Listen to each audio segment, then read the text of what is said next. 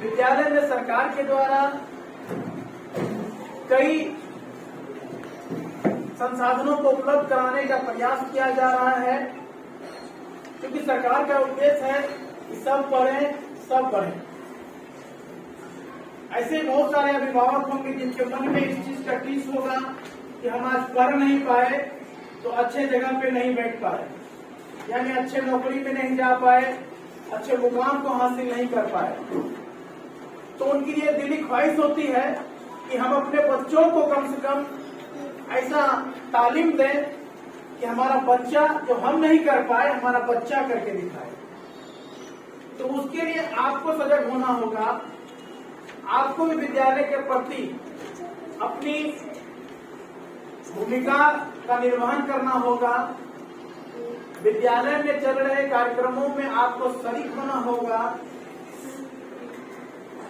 बच्चों को प्रतिदिन विद्यालय भेजना होगा, क्योंकि सरकार के द्वारा प्रयास जरूर कराया जाता है, लेकिन 100% सफलता तभी निर्भर होगा जब आपका सहयोग उन्हें प्राप्त होगा। क्योंकि सरकार के द्वारा आप देख रहे हैं कि विद्यालय में मध्याह्न भोजन चलाया जाता है, बच्चों को खाना परोसा जाता है, पोशाक की राशि आपके खाते में दी जाती है ताकि सभी बच्चे ड्रेस कोड में विद्यालय आए। ड्रेस कोड के पीछे भी कई कारण होते हैं।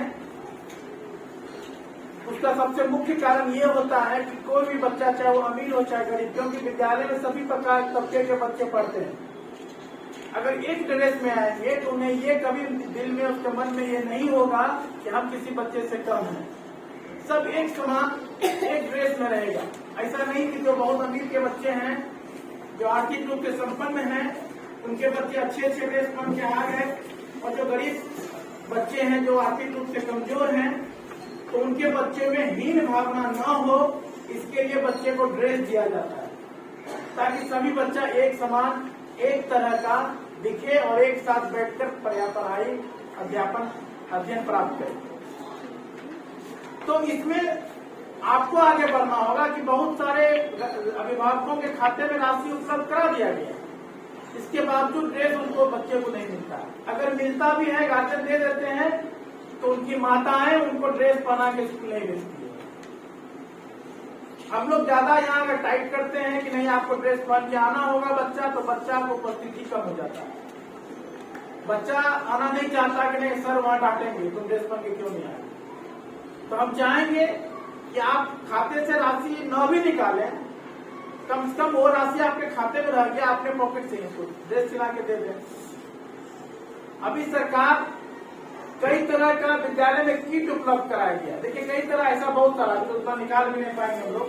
बहुत सारा किट है जो बच्चों को पढ़ाने के लिए उपलब्ध कराया गया है कि बच्चे को ये ना लगे कि सरकारी स्कूल में हम पढ़ते हैं तो जो प्राइवेट स्कूल में जो चीज मिलता है वो चीज यहाँ न मिल रहा है। तो सरकार हर एक तरह से प्रयास कर रही है कि हम विद्यालय में सब चीज उपलब्ध करा दें, धीरे धीरे खेल का सामान उपलब्ध करा दें, पढ़ाने के लिए बहुत सारा सामान उपलब्ध करा रहा है। और हम सभी शिक्षक भी प्रतिदिन अपने कर्तव्यों को निर्वहन करते हैं और बीच बीच में प्रशिक्षण प्राप्त करने जाते हैं, क्योंकि शिक्षक सभी पढ़ाने में दक्ष है, सभी के पास योग्यता है पढ़ाने के लिए, लेकिन सरकार बीच बीच में शिक्षकों का प्रशिक्षण भी कराता है, क्योंकि आप और ट्रेंड होइए और प्रशिक्षित होइए और बच्चों को और अच्छे तरीके से पढ़ाइए। तो ये सब सारी सुविधाएं सरकार के द्वारा दिया जा रहा है, ये लेकिन तभी सफल होगा जब आपका सहयोग हमें मिलेगा। आप देख रहे हैं कि चूंकि ये विद्यालय नवसृजित विद्यालय है, पहले यह भवन नहीं था, आपके सहयोग से ही ये विद्यालय यहाँ बन पाया। सरकार नहीं बनाया, आपने भूमि दिया, जमीन दिया गाँव वाला, तभी यहाँ बिल्डिंग खड़ा हो पाया। जब आप भूमि देके यहाँ बिल्डिंग बनवा सकते हैं, तो बहुत सारी यहाँ कमियां हैं विद्यालय में, अगर आप सहयोग करेंगे तो यहाँ बहुत सारा चीज उपलब्ध हो जाएगा। आप देखे होंगे कि बरसात में मिट्टी का यहाँ कट के पोखर में चला जाता है, तो हम सभी शिक्षकों ने प्रयास करके यहाँ गाछ लगवाया, वृक्ष लगवाया, ताकि मिट्टी का कटाव न हो।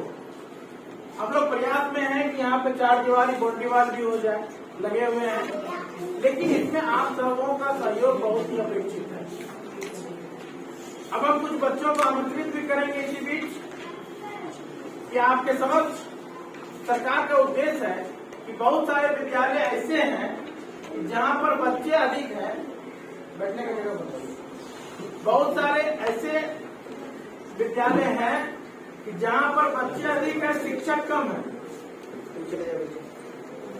या फिर ऐसे भी बहुत सारे विद्यालय हैं जहां शिक्षक हैं लेकिन अगर वो ट्रेनिंग में चले जाते हैं, महिला शिक्षिका है, वो मातृत्व काल में वीडियो का किसी वीडियो बनाइए